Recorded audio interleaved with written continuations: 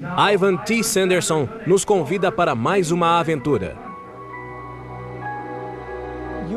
OSNIs são objetos submarinos não identificados que estão presentes em nossa história há muito tempo. Ivan T. Sanderson, meu colega e amigo, estudou-os a fundo. Sempre estiveram aqui, estão nos registros, são parte dos fenômenos. Como disse Ivan T. Sanderson no livro Residentes Invisíveis, eles são ainda mais assustadores do que os extraterrestres, porque não vêm de fora, já estão aqui.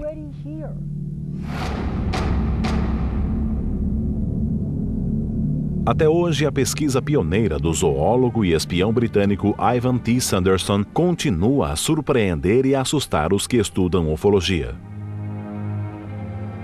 Seu livro polêmico Residentes Invisíveis, publicado em 1970, revelou ao mundo o reino oculto dos objetos submarinos não identificados. Sanderson formulou duas teorias básicas sobre os OSNIs em Residentes Invisíveis. Uma diz que os OSNIs evoluíram junto com a Terra. A outra afirma que vieram do espaço há muito tempo e se alojaram nos oceanos. Quando se fala sobre OVNIs submersos, é preciso lembrar que 3/4 da superfície da Terra são cobertos por água e que os OVNIs parecem estar em todos os países. Assim, não é de surpreender que surjam das águas, pois ainda não exploramos completamente os oceanos. As teorias de Sanderson lançam uma questão. Se mais de 50% dos avistamentos de OVNIs ocorrem sobre a água, então esses avistamentos seriam de OSNIs? Os OVNIs não são vistos apenas sobre a Terra. Ivan T. Sanderson disse que 50% de todos os OVNIs eram avistados sobre a água.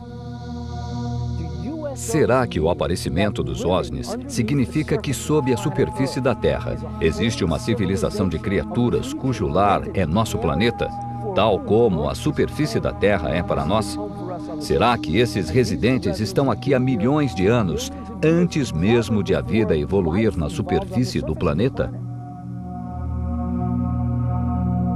Como indícios da teoria de que os OSNIs são extraterrestres alojados há muito tempo sob os oceanos, Sanderson diz que existem vários pontos cruciais, formando triângulos invisíveis, que ele chama de vórtices malignos.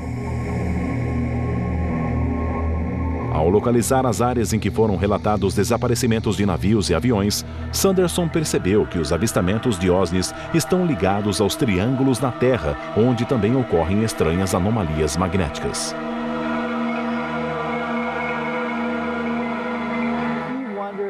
Ele ficou pensando se esses espaços incomuns, chamados de triângulos ou vórtices, teriam animais incomuns e seriam passagens para a entrada e saída de OSNIs.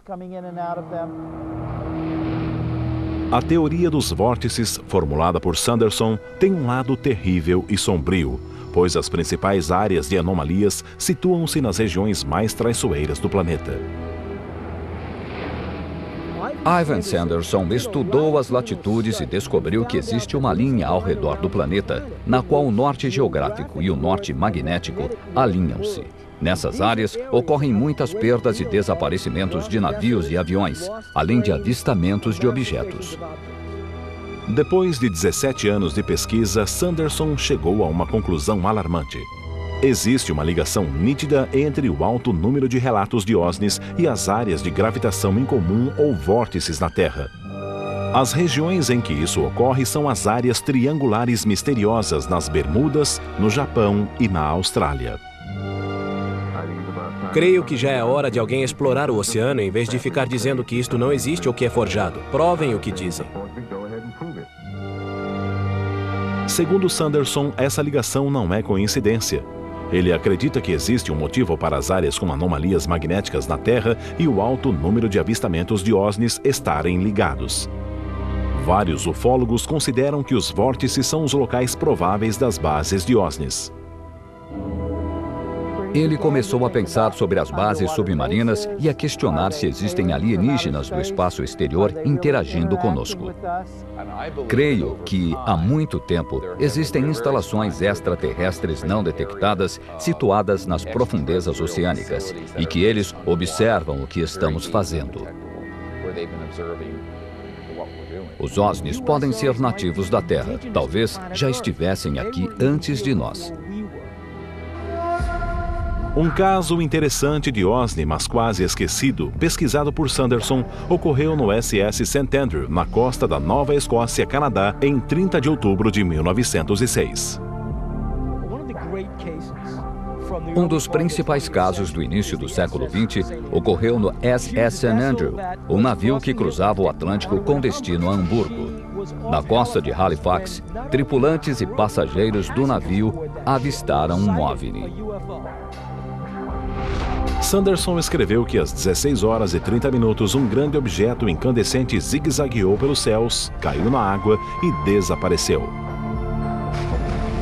Mas, segundo os relatos, não poderia ter sido um meteoro, porque estes não fazem zigue-zagues, nem parecem estar sob controle inteligente. A história chegou a ser coberta pelo New York Times. O primeiro oficial Spencer disse: "Já vi meteoros por todo o mundo, mas nunca vi um tão grande como esse." Durante toda a sua carreira, Sanderson esteve envolto por uma nuvem de mistério.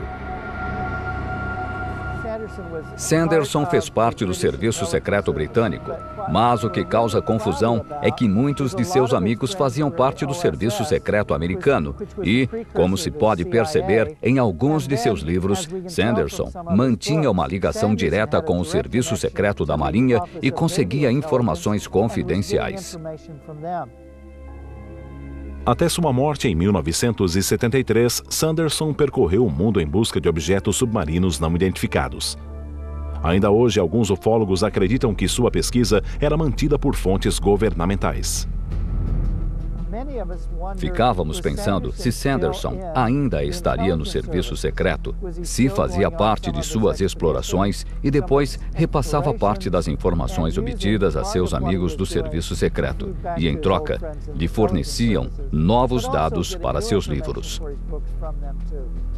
No final da vida, debilitado pelo câncer, Sanderson foi vítima de amigos e inimigos que se apoderaram de suas pesquisas. Muitas pessoas estacionavam na frente da casa dele e diziam que iam pegar alguns arquivos emprestados, mas nunca os devolveram. Alguns especulam que agentes secretos do governo podem ter removido os arquivos de Sanderson, destruindo um enorme acervo de evidências sobre OVNIs nas profundezas do oceano. No início, Sanderson achava que os OVNIs eram criaturas aéreas que foram para a água, mas no final de sua carreira passou a pensar que eram naves inteligentes vindas do espaço exterior.